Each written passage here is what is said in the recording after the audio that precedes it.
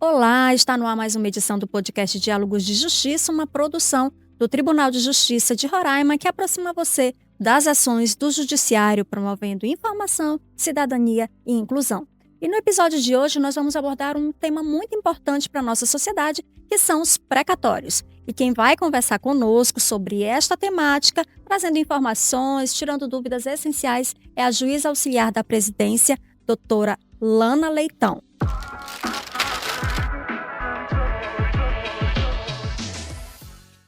Seja muito bem-vinda, doutora, mas antes de começar, por uma questão de acessibilidade, eu vou fazer minha autodescrição e eu pediria que a senhora em seguida fizesse a sua. Sou uma mulher baixa, branca, de cabelos longos, claros, estou vestindo uma blusa listrada no tom verde e branca e estou vestindo uma calça jeans sentada aqui à bancada de estúdio de gravação do podcast Diálogos de Justiça. Tudo bom, Nilsara? Que bom estar aqui. Eu sou uma mulher de 53 anos, branca, estatura mediana, tenho cabelos curtos aqui na altura das orelhas, né? Uso óculos e também estou sentada aqui no estúdio do Núcleo, onde a gente grava o podcast. Perfeito, doutora. E a gente falando desse tema tão importante para a sociedade que são os precatórios, muita gente já ouviu falar em precatórios, mas não faz ideia do que significa, né? A senhora poderia explicar para a gente o que é o precatório, né? Qual o caminho que a pessoa tem que percorrer para ter esse direito? Precatórios são as dívidas judiciais, ou seja, reconhecidas pela Justiça, das entidades públicas. Então, dívidas com o governo do Estado, dívidas com os municípios, dívidas com a União são pagas através de precatórios, né? Então, quando o Estado brasileiro se torna devedor, e aí se faz através de precatório. Certo. E no caso do Poder Judiciário de Roraima, qual é o papel dele nessa questão dos precatórios, na gestão dos precatórios? É um dever constitucional. Então, para a gestão do pagamento dessa dívida pública, o Poder Judiciário é que faz essa administração. Então, quando há o julgamento da ação contra o Estado, então, às vezes, digamos, uma progressão que não foi reconhecida, né? O credor é um servidor público, é uma questão de contrato com a administração pública, então, alguns juros, alguma correção também que não foi reconhecida. A pessoa ingressa na Justiça. Então, após todo o trâmite da ação, se o judiciário reconheceu essa dívida por parte do ente público, vai ser gerado, então, digamos assim, um papel, um documento que diz que o Estado é devedor.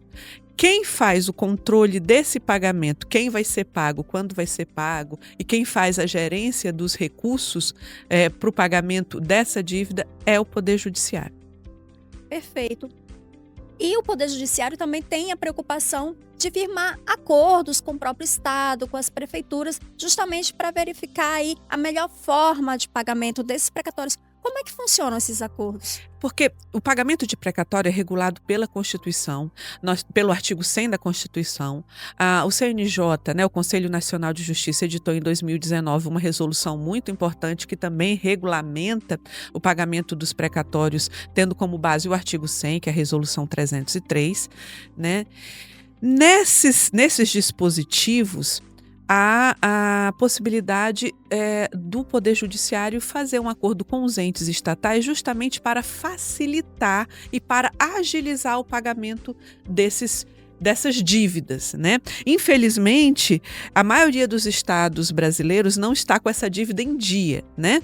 Depois eu vou explicar qual é a ordem aqui do estado de Roraima. Mas existem estados muito mais atrasados. Apenas um estado no Brasil está com a dívida em dia, ou seja, está pagando o precatório de 2025, né? E aí toda essa regulamentação a gente faz através, pode ser, assim, digamos, facilitada através desses acordos com as prefeituras, com o governo do estado. Também há uma convocação dos credores, né? Como é que funciona essa convocação dos credores? É para eles fazerem um acordo com o ente devedor? Como é que funciona isso? Olha, o credor pode fazer um acordo com o seu devedor, né? Mas ele vai ter que renunciar a parte do seu crédito, né? O que a gente chama de deságio, né? Então, o ente público pode fazer um acordo, mas vai ter que chegar a digamos, a um valor que vai abrir mão tanto o credor, abrir mão por parte do seu crédito, como o ente devedor vai agilizar o pagamento. Esses acordos, eles têm um prazo, né? Esse ano, deixa eu pegar aqui na minha cola, porque eu também não gravo tudo, né, na cabeça, nem tenho condição. Pode ficar à vontade. Esse ano, nós firmamos, aqui no estado de Roraima, 929 acordos. Nós digamos, o NUPREC, que é o núcleo que trata, depois eu vou, assim, dimensionar dentro do tribunal quem mexe com isso, né? Eu aqui só estou representando, mas existem pessoas bem capacitadas e que trabalham nisso há anos. A gente publica um edital convocando os credores que querem fazer esse tipo de acordo com o seu ente devedor. Esse ano nós tivemos 938 pedidos e 929 foram deferidos. Até agora já foram pagos mais da metade, já foram pagos 550 acordos, né? Então é uma importante estratégia para a agilidade do pagamento dessa dívida, né? Todo mundo que tem um crédito quer receber, né? Então, isso também é uma forma de ajudar também a encerrar esses processos, né? Sim, esses procedimentos a relacionados pôr fim aos nessas precatórios. dívidas, né? A pôr fim nessas dívidas. O estado de Roraima paga os precatórios porque a gente tem uma ordem cronológica, né? À medida em que há o trânsito em julgado da sentença, e aí digamos, trânsito em julgado é quando não há mais possibilidade de recurso, né? Lembrando que quando a gente milita contra o Estado, é obrigação do Estado recorrer. Então, é obrigação do Estado ter o que a gente chama de duplo grau de jurisdição. Então, só a sentença do juiz não vale contra o Estado. É obrigatoriedade das procuradorias recorrerem para que um tribunal, seja o colegiado ou em segunda instância, ou um tribunal superior, valide aquela sentença condenatória, né? Então, após todo esse trâmite, o processo desce ao juiz que deu a sentença, que a gente chama o juízo de origem, e aí ele vai emitir o precatório, né?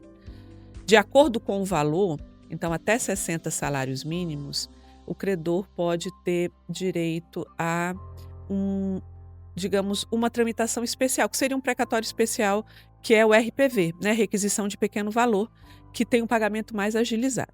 Se não tiver dentro dessa esfera de valor, a gente vai então para o precatório, que aí o juízo emite ao setor competente, que é o tribunal, o precatório, e esse precatório vai entrar numa lista de ordem cronológica. Então, paga-se pela ordem de chegada desse precatório. Certo, entendi. Doutora, e infelizmente existem atualmente pessoas mal intencionadas, de má fé, que acabam aplicando golpes em alguns credores de precatórios, se passando, né, por profissionais servidores do Tribunal de Justiça, pedindo quantias em valor para que essa pessoa possa receber precatórios. São os golpes, né? Na internet hoje, com o WhatsApp, as pessoas se aproveitam disso para aplicar golpes. Quais os principais golpes aí que o tribunal tem enfrentado em relação aos precatórios? Olha, graças digamos, ao nosso sistema de proteção e assim, o NUCRE, que está sempre divulgando informações importantes, esse ano nós não registramos ainda, em questão de precatório, nenhuma tentativa de fraude nesse sentido. Agora, é importante todas as pessoas ficarem atentas a qualquer tipo de golpe. Então, tudo que vem facilitar exageradamente a vida do credor, né, você precisa desconfiar. Então, o Tribunal de Justiça não liga pedindo pagamento de taxas, seja para precatório ou qualquer outro tipo de ação, né? Não há um pagamento para que você fure a fila dos precatórios, né? Então, se você tem alguma dúvida, nós temos um setor próprio para você esclarecer a sua dúvida, que é o NUPREC, que é o Núcleo de Precatórios do Tribunal de Justiça. Então, você se dirige até lá e você tira toda e qualquer dúvida. Então, se você recebeu uma ligação, uma mensagem de texto, um e-mail dizendo que você tem um crédito junto ao Estado ou a município, se esse crédito está disponível, mas você precisa pagar uma taxa, desconfie, tá? Isso provavelmente é golpe. tá? E aí, então, você se dirija ao NUPREC para que você possa tirar todas as suas dúvidas. O Tribunal de Justiça de Roraima está desenvolvendo um sistema em que esse acesso vai ser virtual, então que você vai poder tirar suas dúvidas através desse sistema. É um sistema que um parceiro nosso, que é o Tribunal de Justiça do Pará, ele desenvolveu um aplicativo, né? E aí qualquer cidadão que tenha dúvida se tem ou não um valor em precatório, entra, insere o seu CPF e tem todas as informações possíveis. A gente está desenvolvendo um sistema parecido com esse. O Tribunal de Justiça do Estado do Pará, ele abre esse sistema para quem quiser assim, também configurar na sua região, e nós estamos desenvolvendo. Espero que até ano que vem esse sistema esteja no ar e que aí qualquer pessoa possa tirar suas dúvidas sem precisar se deslocar até o nosso prédio administrativo. E aí não tem mais motivo para cair em golpe, né? Qualquer dúvida, se tem valor ou não a receber, tá lá no sistema, todas as informações, a pessoa pode esclarecer todas essas dúvidas também. Pois é importante a gente, nesse mundo digital, ficar atento a qualquer tipo de mensagem, digamos, no mínimo esquisita que chega no nosso celular, e principalmente com relação a ações judiciais, seja precatório, seja qualquer outro tipo de ação. Certo, doutor, existem algumas dúvidas em relação a pagamento de precatórios. Em relação à prioridade, tem prioridade nessa questão dos pagamentos? Quem teria essas prioridades, digamos assim? Segundo a Constituição, tem prioridade as pessoas acima de 60 anos, né? Nós temos aí o Estatuto do Idoso, né? E que, então, a partir de 60 anos, o credor de precatório tem digamos, uma lista própria para eles que sai, então, dessa ordem cronológica. Fora as pessoas de mais de 60 anos ou mais, nós temos as pessoas com deficiência. E também as pessoas com grave moléstia, digamos, essas doenças, elas têm que ter uma definição de gravidade por lei, né? Então, você apresenta um laudo e aí você tem direito a essa prioridade no pagamento do precatório. Certo. E no caso, vamos supor que aquele credor, né, venha a falecer, os herdeiros terão direito? Como é que funciona essa questão? O precatório é um direito da pessoa. É um direito disponível, ela pode dispor, né? Então, é um direito que pode ser transferido, pode ser vendido. Então, em caso de morte, os herdeiros vão assumir esse crédito. Se a morte ocorrer antes da expedição do precatório, os herdeiros devem se habilitar no processo de execução, né? Então, no processo no juízo. Se a morte ocorrer quando o precatório já foi expedido, o NUPREC devolve esse precatório para que os herdeiros se habilitem também no juízo de execução. É importante esclarecer que a parte de precatórios do tribunal é uma parte administrativa, então qualquer dúvida com relação a pagamento, a valor, né, tem que ser discutido no juízo da causa, que são as varas de fazenda pública, que mexem com essas ações contra o Estado e municípios. Certo, a senhora falou também que é um direito que pode ser vendido, é isso? Como é que funciona essa questão? Pois é, nessa questão da venda é muito importante. Eu me lembro que há mais de 20 anos atrás, aqui no estado, eu me lembro que havia uma empresa de fora comprando os precatórios, mas era da União. Era daqueles professores que eram do ex-território, eram da União. E havia um deságio muito grande. Eu me lembro que na época o deságio era de 60%. O precatório é um direito seu, é um direito pecuniário seu, que você pode vender, né? Só que, digamos, a lei impõe um deságio de até 40% na venda, né? Então, se você tem um precatório de 100 mil, você pode vendê-lo por até 60 mil, né? E aí cabe a negociação com a pessoa que quer comprar. Existem muitos fundos que compram precatórios. Compram e, às vezes, é uma vantagem para o credor, porque você não vai enfrentar toda essa burocracia que, apesar da gente tentar tornar mais fácil, ainda é um procedimento cheio de etapas a serem vencidas, né? Mas é importante ficar atento a esse deságio e a forma de pagamento, e principalmente a lisura da pessoa que está comprando. Existem no país muitos fundos que os tribunais deram, digamos, o apelido de fundos abutres, que são fundos que vão, digamos, atacar principalmente essas instituições que têm grandes ações na justiça. Então, ações, digamos, professores, né, e outros funcionários públicos aí em grande quantidade que entraram contra o Estado ou município, ou até mesmo contra a União. Então, esses fundos são chamados de fundos abutres e vivem fazendo tentativas de compra de precatório num valor muito desatualizado, e aí isso desestimula até o credor, né, ter assim um descrédito com relação à atuação do Poder Judiciário, mas a gente tenta, na medida do possível, alertar de que não seria, digamos, um bom negócio esse tipo de transação. Perfeito. E a senhora tinha comentado mais no início sobre como é que está a situação do estado de Roraima em relação aos outros estados nessa questão do pagamento de precatórios. Nós estamos, assim, nós não queríamos estar com o pagamento em dia, é isso, né? Mas, infelizmente, a gente ainda está pagando os precatórios de 2022. Então, nós temos aí precisamos atualizar 3 anos. Mas nós não somos o estado mais, assim, digamos, atrasado. Nesse ano, eu vou falar para vocês aqui, eu preciso pegar a minha cola, porque não guardo, né, tudo.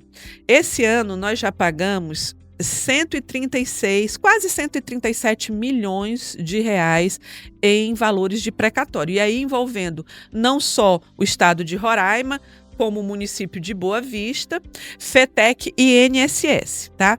Foram pagos 1.390 credores e pagamos quase 1.000 precatórios esse ano, e o ano ainda não acabou. Vamos esperar que até o final do ano a gente pague ainda mais valores em precatórios e essa lista de crédito seja a cada dia diminuída.